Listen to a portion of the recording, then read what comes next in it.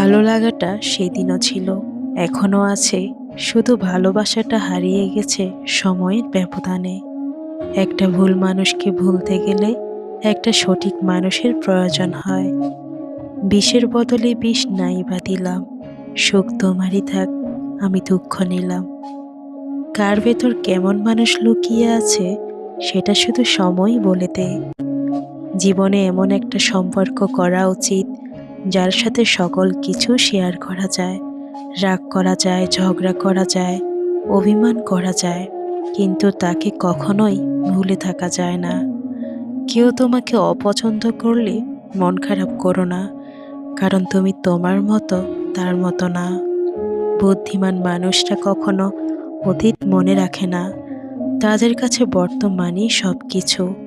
অতীতকে মনে রেখে কষ্ট পায় শুধু বোকা মানুষগুলো।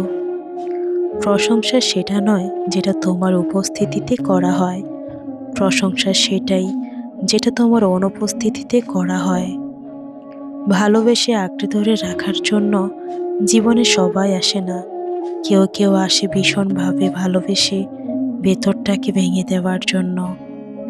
গুরুজনেরা বলে গেছেন, যে পুরুষ দেখতে সুন্দর হয় সে কখনো কাজের হয় না। তাকে বিয়ে করার আগে সাবধান হন। কারণটা হলো, যদিও কথাটা সবার ক্ষেত্রে না, বেশিরভাগ ক্ষেত্রেই দেখা যায় যে ছেলে দেখতে সুন্দর, তারা ভবিষ্যৎ নিয়ে কম চিন্তিত থাকে।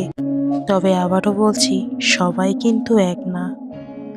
রাগের মাথায় স্ত্রীকে কখনো বলবেন না, বাড়ি থেকে বেরিয়ে যাও। এই কথাটা একটা মেয়েকে ধুমড়ে মুচড়ে ভেঙে দেয় একেবারে। তাকে আরেকবার মনে করিয়ে দে, মেয়েদের সব হয় কিন্তু নিজের একটা বাড়ি হয় না। এই দুনিয়ার প্রয়োজনের হিসেবে সব চলে। শীতকালে যে সূর্যের অপেক্ষা করি, গরমকালে সেই সূর্যকেই তুচ্ছ মনে করি। ততক্ষণ পর্যন্ত আপনি মূল্যবান যতক্ষণ আপনার প্রয়োজন।